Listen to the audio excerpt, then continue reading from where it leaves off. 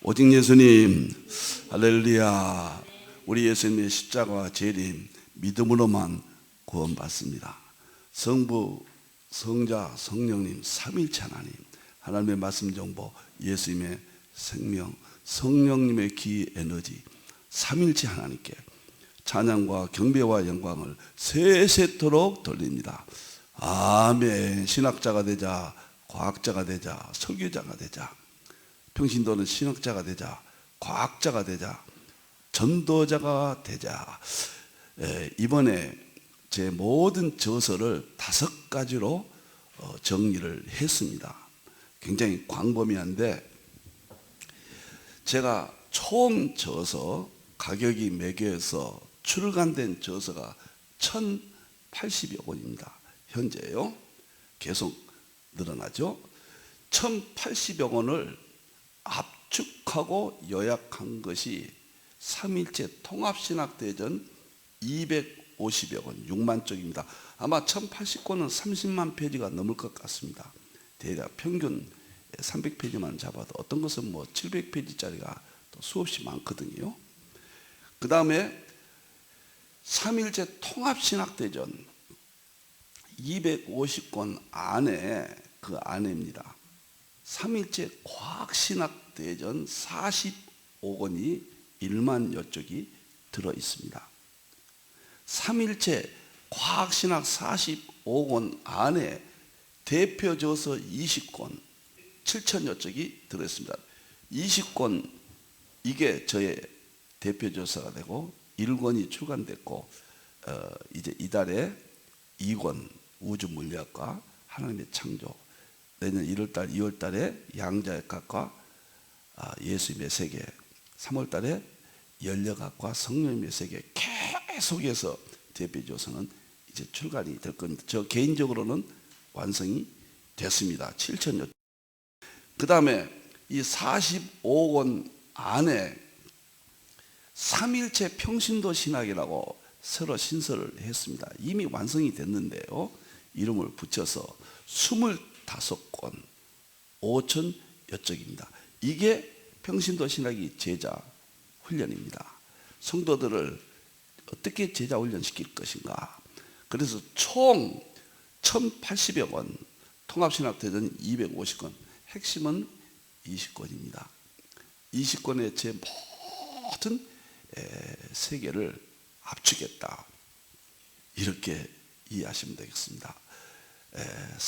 삼일체 하나님께 다시 한번 찬양과 경배와 영광을 세세토록 돌립니다.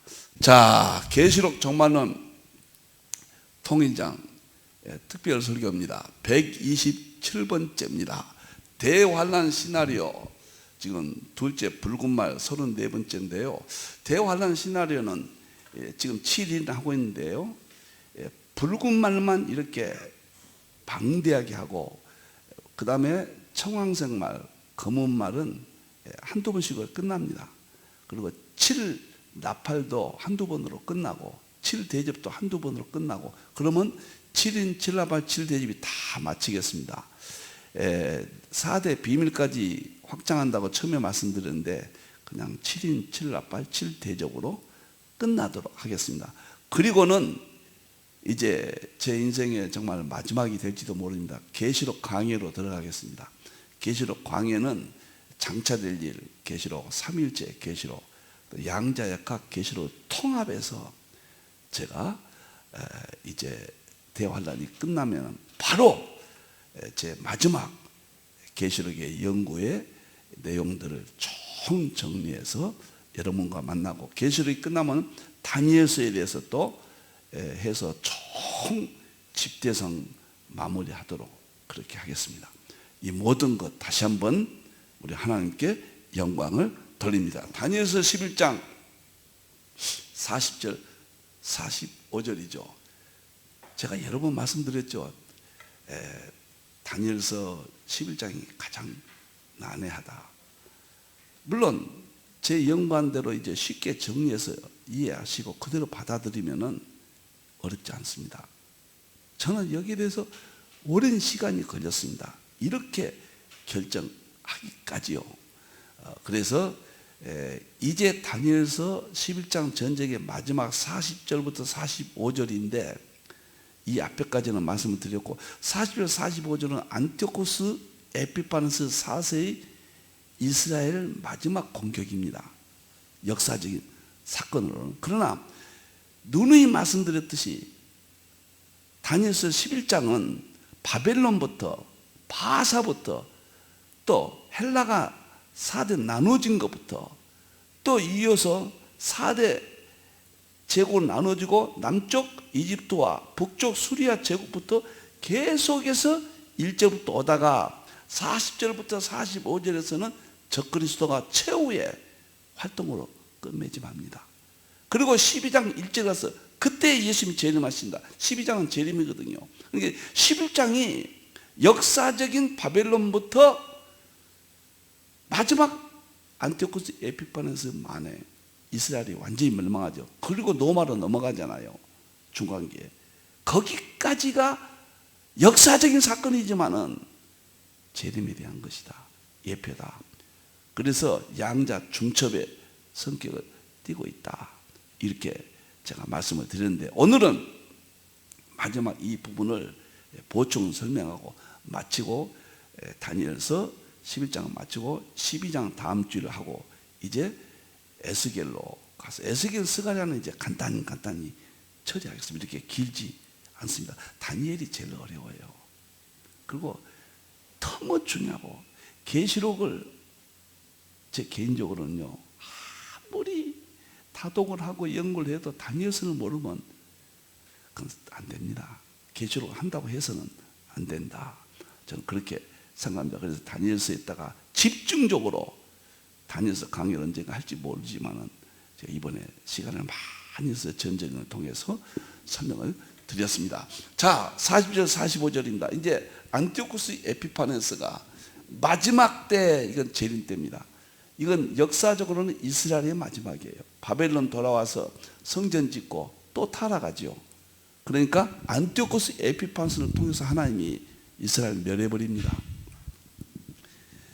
그래서 말라기 이후에 초림까지 그 말라기 이후의 상태 안티오코스 에피파네스 만행 이렇게 보면 되는데 이것을 종말론적으로는 예수님이 재림 때 교황 적그리스도가 대환란 때 전쟁을 일으키는 내용이 실제죠. 여기를 통해서 보여준다. 이스라엘 마지막 때예요. 남방 왕이 이제 전쟁이 나타나서 이스라엘이 무너집니다. 남방 왕은 역사적으로 이집트 왕조라고 그랬습니다. 헬라의 알렉산더 대왕이 죽고 네 장군에 의해서 4대 세력으로 나눠지죠. 그래서 남방 왕은 이집트 토레미 왕조죠. 그래서 남방 왕이 이제 그와 힘을 겨룰 것이나 그러면 이스라엘에서 남방 왕이 그와는 누구냐? 안티오코스 에피파네스 북방 수리아예요. 수리아. 둘이 이스라엘에서 먼저 둘이 전쟁을 벌입니다. 그와 힘을 거릴 것이나 북방 왕이 병거와 마병과 많은 배로 회오리 바람처럼 그에게로 마주와서 안티오코스 에피파네스가 남쪽 이집트 세력을 무너뜨리고 이제 마지막에 총 힘을 과시합니다. 구약에 그 여러 나라에 침공하여 물이 넘친같이 북방왕 수리아의 안티오코스 에피파네스 세력입니다. 지나갈 것이요 그가 영화로운 땅에 드디어 안티오코스 에피파네스가 남쪽 이집트를 무너뜨렸으니까 영원한 땅에 이스라엘 땅에 들어갑니다. 그래서 예루살렘에 진군합니다. 많은 나라를 패망하게 할 것이요 안티오코스 에피파네스가 이스라엘 정복 최후하면서 많은 나라까지 패망할 것. 자기 편인 에돔과 모압과 암몬 자손의 지도자는 그의 손에서 벗어나리라. 안티오코스 에피파네스와 함께했던 그런 국가들은 이제 에피파네스에게 해당하지 않는다. 이게 역사적인 해석입니다. 그러면 다니엘이 말한 바 멸망에 가증한 미운 물건이 거룩한 것을 쓴 것을 보고도 도망가라.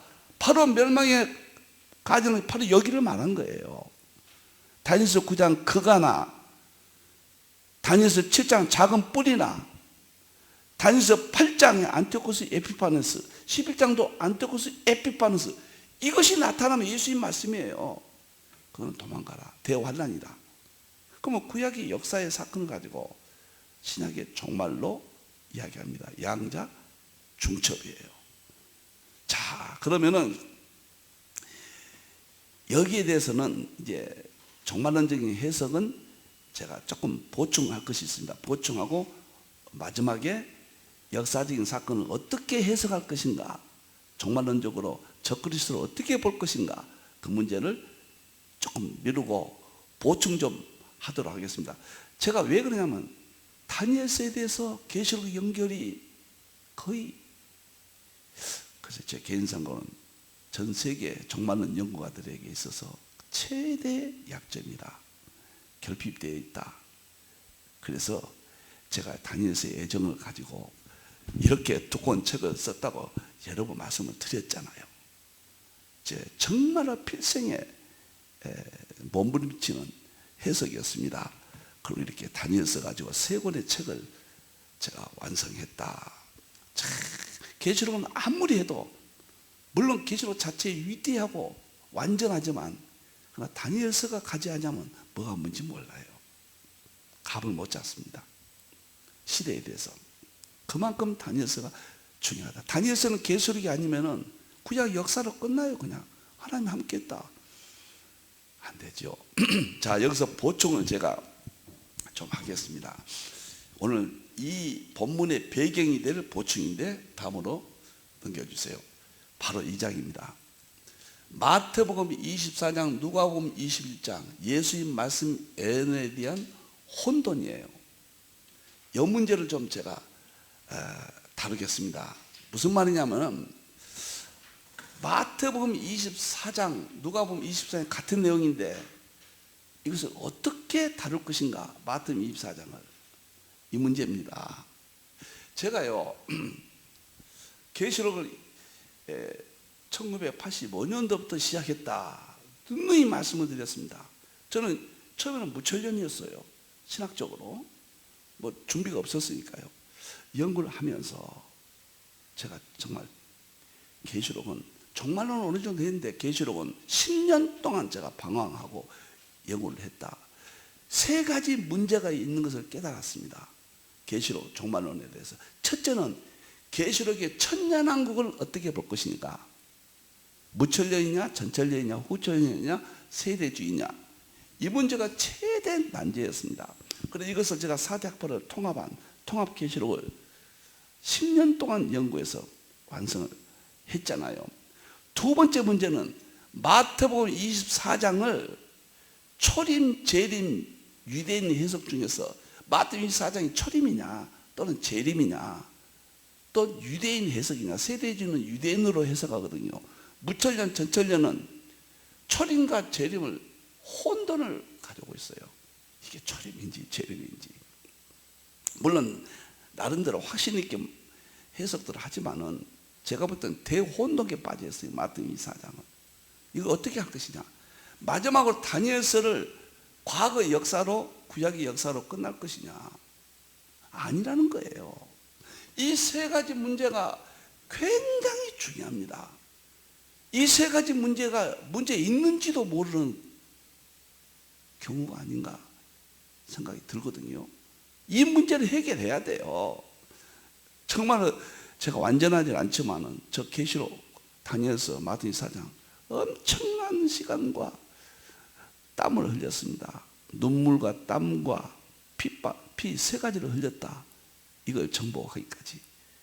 그렇게 제가 좀 말씀드리고 싶네요.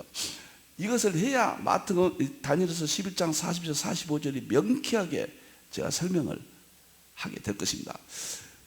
자, 예수님이 마태복음 24장을 좀 보자고요. 누가복음 21장과 마태복음 24장이 동일합니다. 마태복음 24장은 성격을 보세요. 예수님께서 감난산 위에 앉으셨을 때 제자들이 조용히 와서 이르되 우리에게 이르소서 어느 때 이런 일이 있겠사오며 이것이 뭐냐면은 성전을 보고 예수님께서 돌 위에 돌 하나 남지 않고 다 무너지리라. 그러니까 제자들이 이 성전이 돌이 무너지는데 이건 초림입니다. 어느 때 이런 일이 있겠사오며 어느 때 이런 일이 있겠사오며 예루살렘 성전이 무너지며 또 접속사입니다. 그 일이 두 가지 질문합니다. 제자들이 예수님께 또 주의 임하신가 세상 끝에는 무슨 징조가 있사오리까? 이 이야기예요. 이건 초림인데 분명히 어느 때 성전이 무너지느냐, 이건 초림이에요. 그런데 또 재림 때 주의 임하신 재림이에요. 세상 끝에는 종말이에요. 무슨 징조가 있사오리까? 제자들이 여기에 대한 질문이 마태복음 24장 25장이에요. 그러니까 25장은 재림이라고 의의가 없습니다. 24장을 어떻게 해석할 것이냐. 정말 이거 해결하지 않으면 여러분들 안 됩니다. 계시록 어렵습니다. 미궁에 빠집니다. 몇 가지 좀 알았다 해서 막 아는 척 하면은 그 바른 자세가 아닙니다. 여기서 문제는 뭐냐면은 제자들이 초림, 언제 무너냐, 초림에 대해서 질문했고, 첫째, 재림의 종말에 징조서 했는데 예수님 답은 구별하지 않으셨다는 거예요. 예수님은 한 가지로 답변합니다. 예루살렘 성전 돌은 언제 무너지고 그 다음에 민족이 민족을 나라가 나라를 되었고 지진과 기근이 있고 이렇게 무화과나무에 벼를 베어라 멸망이 가증한 무엇이 온다 환난 후에 이렇게 온다 땅까지 부은다. 이 부분은 재림이고 이 부분은 초림이다. 그런 말씀 안 하시고 그냥 같이 하나로 대답하신 거예요.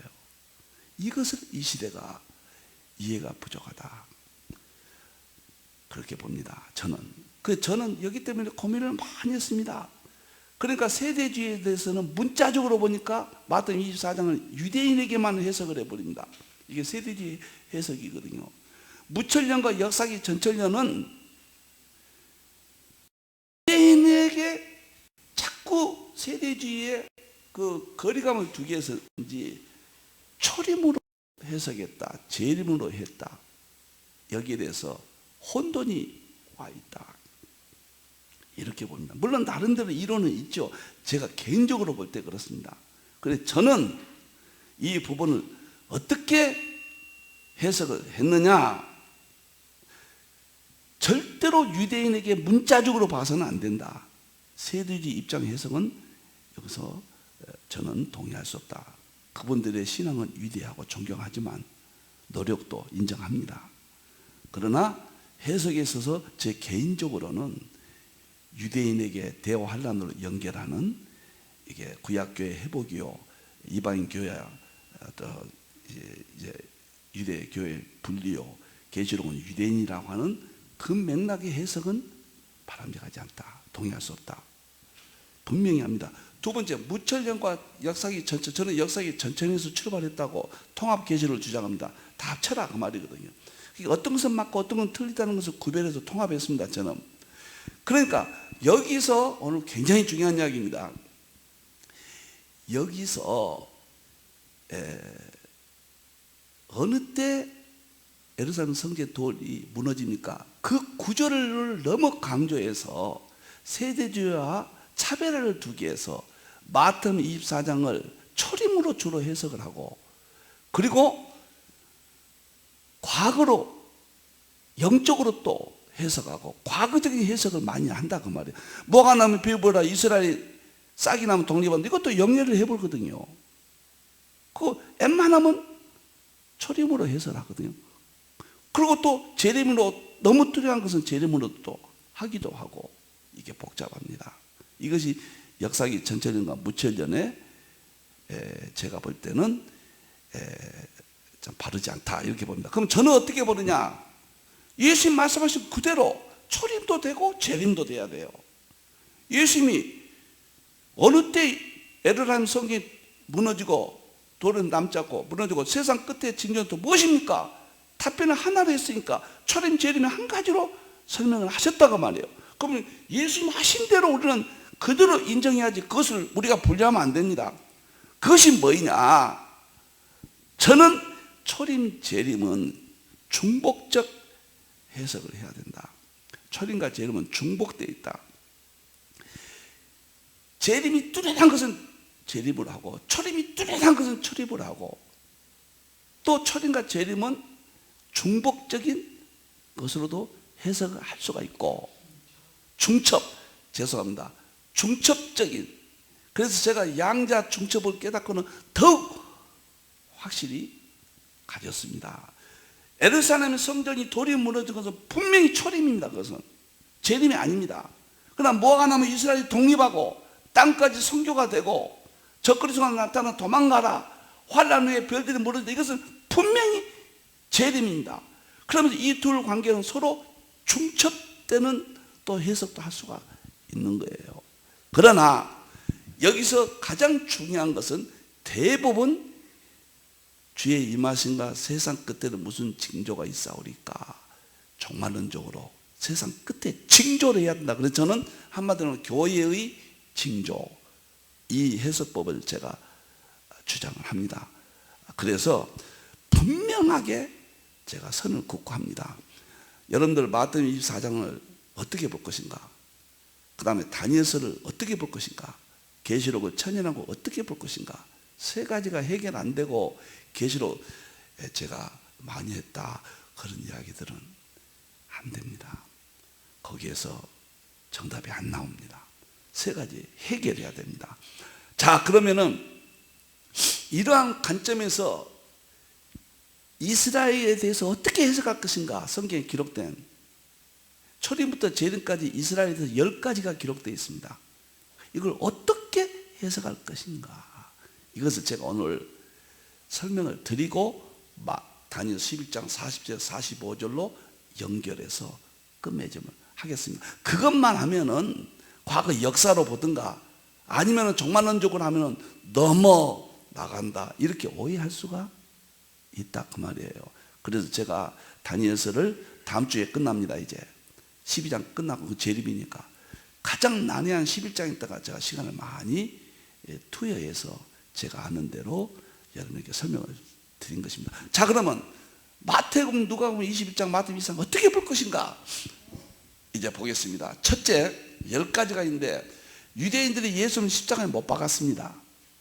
예수님을 십자가에 못 박은 일로 인해서 이스라엘 역사가 10가지 역사가 발생합니다. 이것은 초림이에요. 틀림없습니다. 이것은. 그 다음에 예수님을 죽겠습니다. 예수님이 운명하셨다. 초림입니다. 유대인들이 이 두 가지 죄를 저질렀습니다. 하나님을 죽인 죄예요. 그러니까 종말의 징조도 여기서부터 연결해서 이해하시고, 이것과 다니엘서 11장 오늘 40절 45절에 또 초연결, 양자 얽힘, 양자 중첩, 양자 중첩, 양자 얽힘, 입자 파동 이중성, 양자 도약, 불확정성, 양자의 5가지가 이 세상을 지배하고 있어요. 이 양자가 5가지를 가지고 모든 성경과 이 세상의 모든 원리에 하나님의 그 이치를 발견하고 통합시킨 경우는 힌두리 세계 최초입니다. 이건 제 사후에라도 평가를 받고 싶습니다. 이쪽으로 가지 않으면 모든 난제 속에서 헤매고 있다. 나는 이렇게 개인적으로 봅니다. 이건 분명히 초림입니다. 그러면 유대인들이 이런 죄를 저지름으로 인해서 세 번째, 이 이스라엘과 이스라엘 이방인에 사로잡혀가겠고 예루살렘은 짓밟힙니다. 누가복음 21장 24절이에요. 근데 AD 70년에 짓밟혀서는 로마 디도 장군에서 짓밟혔고 5만 8천 명의 그 로마군이 와가지고 그 다음에 7만 5천 명, 정확한 명수는 제가 기억이 또 죄송합니다. 노예로 사로잡혀 갔거든요. 예루살렘은 짓밟혀 버렸습니다. AD 70년에 완전히 밟혔습니다. 이것은 초림부터 재림까지입니다. 그 이후에 계속해서 이스라엘 백성은 유럽에서 2000년 동안 사로잡혀갔고 예루살렘은 이방인들의 지팔배에 있어요. 이건 초림으로만 끝났다면 안 돼요. 초림부터 재림까지입니다. 죄에 대한 형벌이죠. 이것이. 네 번째는 이스라엘의 피 흘림의 역사입니다. 마태복음 23장 성경 구절은 되지 않겠습니다. 이것도 예수님을 십자가에 못 박았고 예수님을 죽게 한 죄의 대가로 예루살렘은 짓밟히고 그 다음에 사로잡히고 그 정도가 아니라 2000년 동안 피를 흘렸어요. 피 흘림의 이것은 초림부터 재림까지입니다. 초림으로만 끝났다 주석들이 그런 경험하는데 저는 아니라고 봅니다. 초림부터 재림까지 팩트예요. 실제입니다. 이것은 여러분들 어떻게 해석하느냐가 아주 중요한 이야기입니다. 그 다음에 다섯 번째는 이제는 2000년 역사가 지나고 이스라엘도 구원을 약속했거든. 온 이스라엘 구원받는다. 그래서 독립을 시켜야 되잖아요. 그래서 무화과나무의 비유로 가지가 연하지고 싹이 나면 문 밖에 가까이 이른 줄 알라. 문 밖에 가까이 이른 줄 알라. 그 말은 재림이거든요. 내가 문 밖에 가까이 이른다. 재림이에요.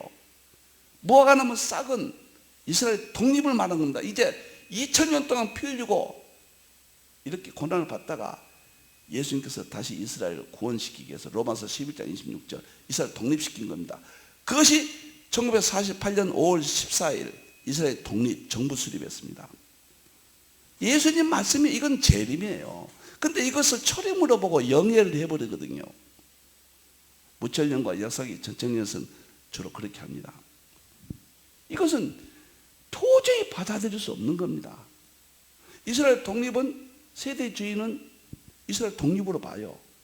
그런데 제 개인적인 안타까운 것은 구약교회 회복, 이방인교와 유대인교회 분리, 그 다음에 이스라엘로 국한시키는 그런 해석으로 연결해버리니까 무천년 전천년에서는 절대로 이것을 종말의 사건을 안 보고 재림의 확실성, 후쿠마 교수가 그랬거든요. 재림의 확실성 이렇게 이야기했거든요. 그래서 이 이스라엘을 무화과나무 비유를 어떻게 보느냐 여기에 따라서 종말론 계시록이 완전히 다릅니다. 이스라엘 독립을 연결해버리면 긴장감도 없어지고 계시록이 하나의 영적, 종말론이 영적, 실제적인 종말 재림 징조는 눈 감아버립니다. 한마디도 못해요. 이스라엘과 하마스가 전쟁이라 무천년 역사에 한마디도 못합니다. 또 세대주의는 구약계의 회복으로 알고 또 그쪽으로 몰고 가고 제가 그건 아니다. 다들 통합해야 되고 정당한 해석이 뭐냐에 대해서 제가 50권의 종말론 저서를 제가 발간했고 2012년도에는 1만 페이지 10권으로 계시록 통합신학을 제가 발표를 했었어요. 여기서 중요한 것은 한국과 이스라엘이 똑같잖아요. 48년 7월 20일 한국 이승만한테 취임하고 정부 수립이 똑같습니다. 같은 해. 형님이 먼저 이스라엘이 셈족 1, 셈족 2, 한국이 나중에 이런 것이 영예를 해버리면 안 된다는 거예요. 무화과나무 비유. 무화과나무 비유를 영예하는 데 대해서 굉장히 손해가 많습니다. 잘 보셔야 됩니다. 여섯 번째, 이스라엘 독립하고 나니까 이스라엘이 에워싸였습니다. 멸망이 가까워요. 에워싸였어요. 이것은 재림입니다. 독립하고 나니까 북쪽은 시리아, 레바논, 그 다음에 북동쪽은 이란, 이라크, 그 다음에 동쪽은 밑에는 사우디, 우쪽은 그 오른쪽에 그 요단강 건너 요르단, 그 다음 남쪽은 이집트 완전히 에워싸여서 멸망이 가깝게 돼버린 거예요. 이것을 재림으로 봐야 된다 그 말이에요. 이것을 로마 군대가 이스라엘에 에워쌌다 그렇게 봐서는 안 된다는 이야기죠. 그렇게 이중적으로도 볼 수도 있어요. 중첩은 돼 있어요. 그렇게 봐도 적용할 수가 있습니다. 그러나 이것은 여기서부터는 재림이라는 이야기예요. 재림. 그러면서 초림으로도 예수님이 초림 재림을 한 가지로 답변했기 때문에 볼 수도 있지만은 또 주의 임하신가 세상 끝에라는 종말론적인 것을 강하게 예수님이 또 말씀하셨기 때문에 이렇게 봐야 된다. 그런데 놀랍게도 독립했죠. 위기를 맞이했죠. 이스라엘이. 그리고 성읍이 회복됩니다. 누가복음 21장 24절 성읍이 회복된다고 그랬어요. 이것은 성읍이 이미 망해버렸는데 회복된다는 것은 재림이에요. 놀랍게도 독립한 지 1945년 이후에 70년 만에 2015년도인가요? 트럼프 대통령이 예루살렘이 수도라고 선언함으로써 이것도 성취가 됐습니다. 여기까지 성취가 된 겁니다. 지금 잘 보셔야 돼요. 그 다음에 성전이 회복된다. 이걸 가지고 그렇게 말이 많습니다. 성전이 회복된다고 하는 것은 세대주의 입장에서는 성전이 회복되어야 구약교회가 회복되고 제사가 부활되고 이방인교회와 유대인교회가 이건 분리돼서 유대인의 환란이 시작되고 대환란 7년 전 휴거, 그 다음에 계시록 4장 이하는 유대인에게 해당되는 거, 이렇게 성전 회복을 연결합니다. 세대주의에서는. 그러니까 무천년 역사기 전청에서는 구약교회 회복이나 이방교회 유대인교회 분리라든가 7년 전 휴거라든가 이것은 도저히 받아들이지 않고 있거든요. 그러니까 성전 이야기만 하면 너는 세대주의자다, 이렇게 정죄를 해버립니다. 세대주의는 성전이 회복된다 말이 있다, 이걸 그럼 어떻게 부인할 것이냐, 왜 이건 침묵하냐, 해결이 한다고 있어요. 이 문제를 어떻게 할 것이냐. 저는 어떻게 생각하냐면 성전은 회복돼야 된다. 근거가 뭐냐, 마태복음 24장 15절에 예수님께서 적그리스도가 거룩한 곳에 선다. 거룩한 곳이 성전인지 뭐입니까? 저희가 하나님이라고, 성전에 앉아 하나님이라고 한다. 바울은요, 사도 2장 4절, 이 성전을 영위할 수 없는 것입니다. 이것은 실제적인 성전이니까 성전은 다시 회복된다. 그래야 완전히 회복되죠, 이스라엘이. 그러나 그 성전 회복이 구약교회의 회복이 아니요, 이방인 교회와 유대인 교회 분리의 성전이 아니고 세주지가 말하는 유대인에게만 해당되는 그게 아니라 교회의 회복으로 봅니다. 저는 징조로 봅니다. 징조. 예수님께서 주의 임하신가 세상 것들 무슨 징조가 있사오리까? 이스라엘에 대해서 이야기하거든요. 성전까지 회복된다. 그리고 나서 이제 적그리스도가 나타난다. 멸망의 가지가 미물고에 나타난다. 불법의 사람이 나타나 자기가 하나님이라고 한다. 성전에 앉아 자기가 하나님이라고 하거든요. 그럼 성전이 있어야 적그리스도가 하나님이라고 그러죠. 이거 영적이 아니거든요. 성전도 없는데 적그리스도가 나타나서 하나님이라 한다, 성전에 앉아 하나님이라 한다, 이 말은 성립될 수가 없는 것입니다. 그 성전이 세대주의가 말하는 구약의 회복은 아니라는 거예요. 그 성전이 영적인 것이 아니라는 거예요. 초림의 성전이 연결할 수가 없는 것입니다.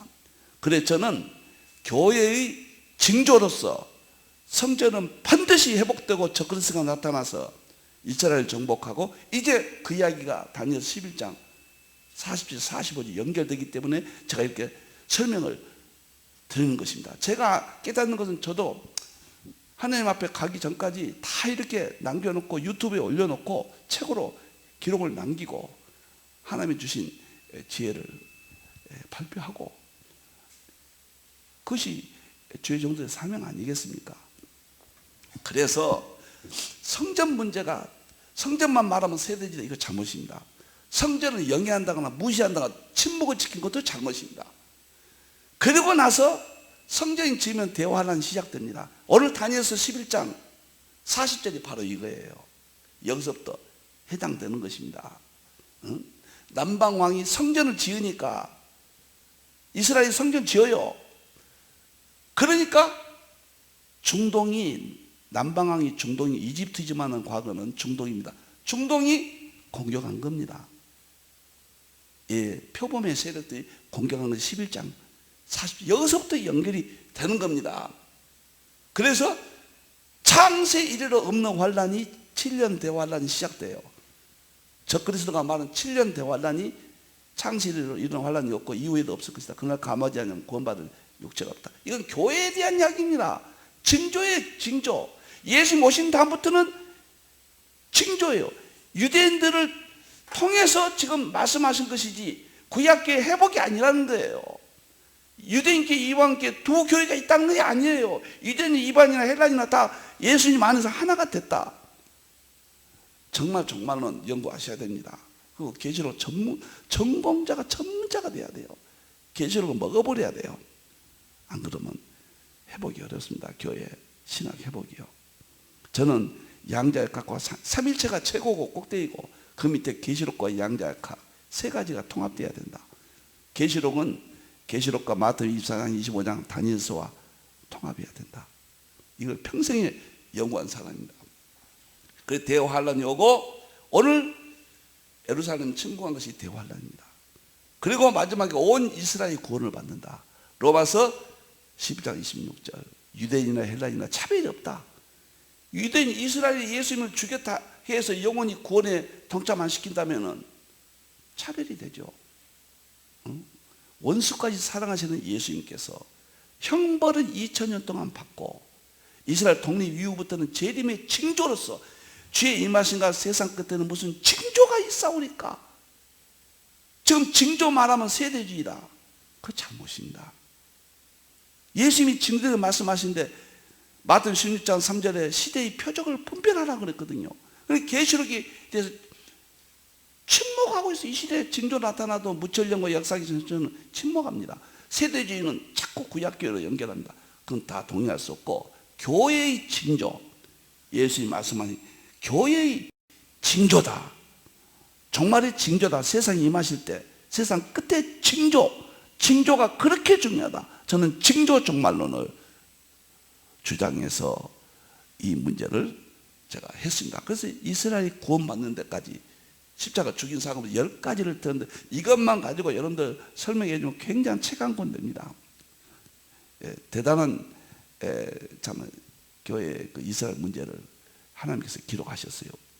자, 그러면 이걸 가지고 이제 오늘 마지막 다니엘서 11장 40절에서 45절로 들어가겠습니다.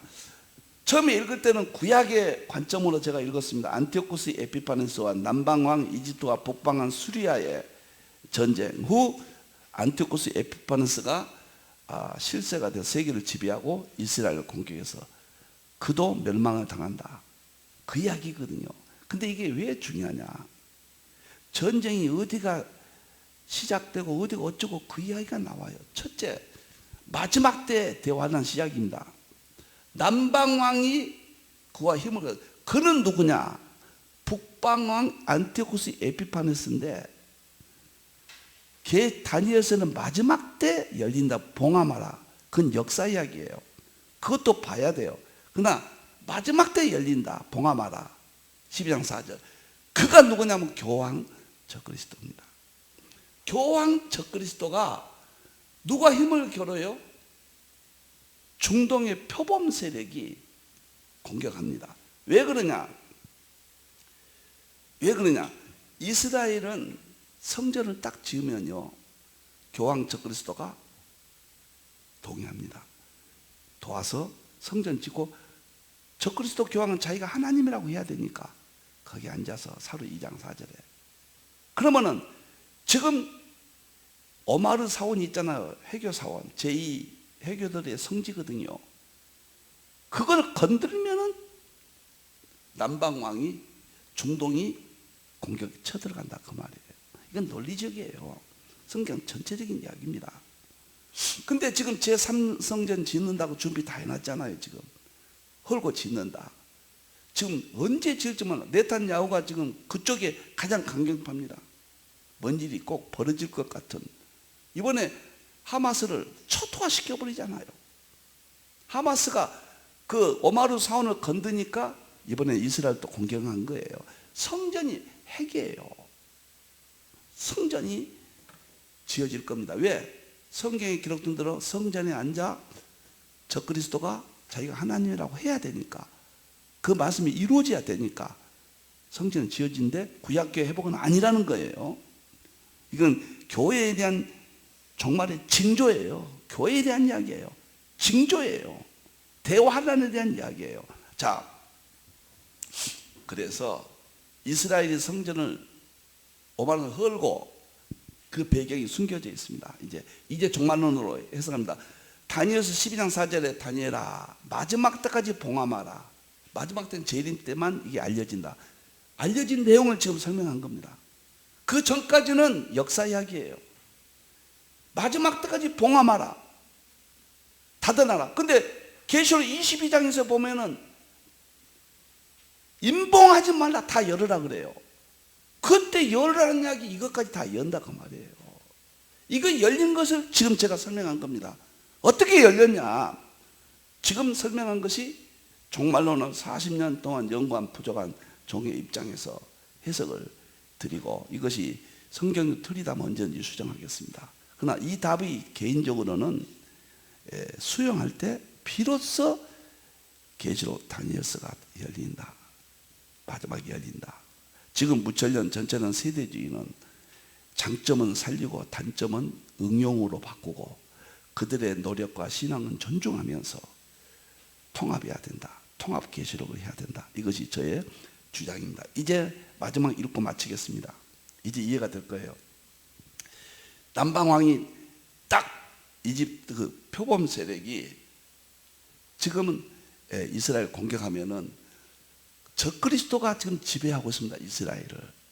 힘을 겨룰 것이나 북방 왕이 안티오코스 에피파네스마, 이것은 교황 적그리스도입니다. 병고와 마병과 많은 배로 회오리 바람처럼 그에게로 마주와서, 이거는 다니엘서 7장 8절에 작은 뿌리 새 뿔을 뽑아버리잖아요. 그 사건이에요. 적그리스도가 전쟁을 일으켜서 뽑아버린 거예요. 그 여러 나라에 청구하여 적그리스도가 전 세계를 장악합니다. 이제 물이 넘친같이 적그리스도는 유럽 통합을 미국과 이스라엘과 하나 돼서 물이 넘친같이 지나갈 것이요, 그가 영원한 땅에 들어갑니다. 이스라엘에 들어가서 자기가 하나님이라고 해요.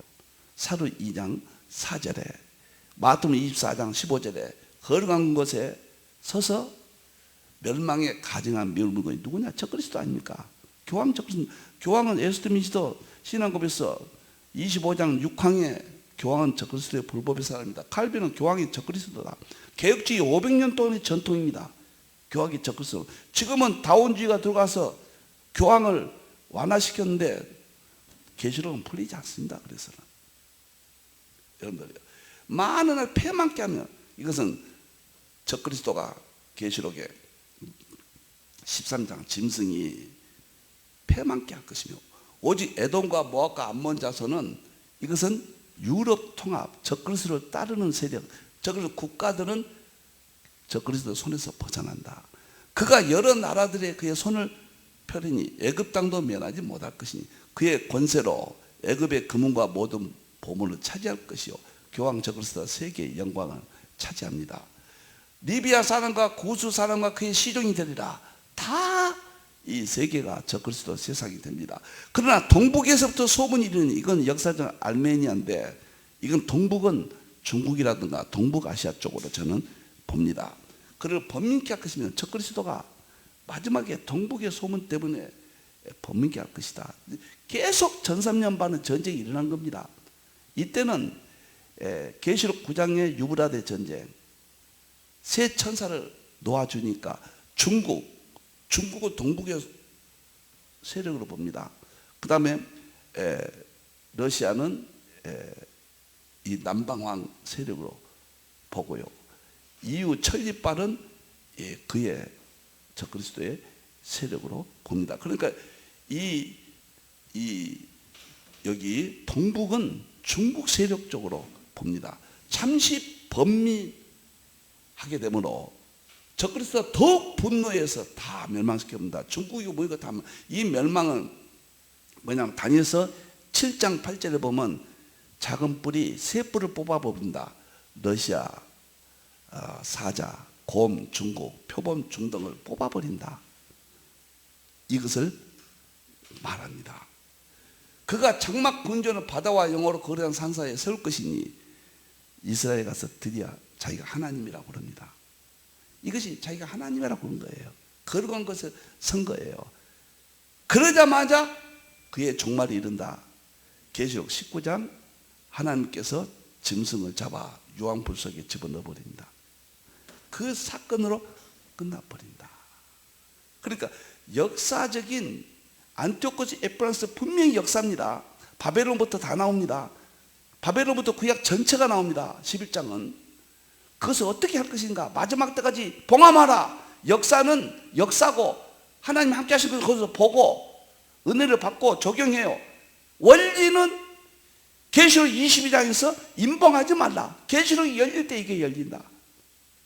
저는 오늘 이렇게 설명을 합니다. 그리고 12장 1절에서 그때에 예수님이 재림하신다. 이때에 재림한다니까 이것도 재림으로 풀어야 돼요. 그때 12장 1절 그럼 시작할 때 설명을 드렸죠. 제가 이 부분에 대해서 너무 많은 생각을 했고 저도 한때 그가 안티오코스 에피파네스를 러시아라고 잘못 생각한 적이 있었습니다. 어느 책에도 그렇게 못 고치고 놔뒀는데 제가 이건 정정합니다. 혹시 그런 책을 가지고 계시면은 러시아가 아니라 교황 적그리스도, 안티오코스 에피파네스는 교황 적그리스도다. 이렇게 확실하게 제가 말씀을 드립니다. 이상 다니엘서는 이건 역사로 풀어불고 하나님 함께 했다. 그것은 이스라엘 민족에 대한 수준입니다. 예수님 재림 때의 수준은 예수님 말씀하신 대로 다니엘이 말한 바 모세과 시편과 다니엘은 이야기하잖아요. 응? 에어는 예수님이 관한 것이다. 과감하게 해석의 혁명이 일어나야 되고 계시록의 혁명이 일어나야 된다. 지금 같은 해석에서 장점은 살리고 4대 학파를 통합하고 서로 존경하면서 제가 또 이야기입니다. 자기가 다르다고 해서 세대주의니 뭐니 비판한 사람은 그건 깡패입니다. 신학자 깡패입니다. 그건 말을 겸손히 할 줄 알아야 되고 존경하는 적그리스도에 대해서는 종교다운지에 대해서 한마디도 못하면서 우리 안에 서로 다른 견해에 대해서는 자기가 맞지 않다고 무엇이니 어니 비판한 사람은 바르지 않다.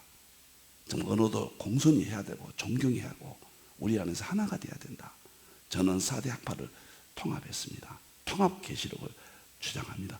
오늘 다니엘서를 마지막 다음에 한 주간만 더 하고요. 다니엘서에 대한 애정을 열심히 좀 길게 했습니다. 기도하겠습니다. 하나님 감사합니다. 다니엘서가 이렇게도 중요한데 혼돈 속에 있습니다. 오늘은 하나님께 주신 부족한 종의 지혜로 그동안 하나님의 은혜로 연구했던 것을 우리 세계 모든 하나님의 종들과 공유합니다. 잘못된 것 있으면 용서해 주시고 바르게 고쳐 주시옵소서. 하나님 영광 받으시옵소서. 이제 삼일체와 계시록과 양자의 각입니다. 세 가지가 통합돼야 됩니다. 다시 오실 예수님의 이름으로 기도하옵나이다. 아멘.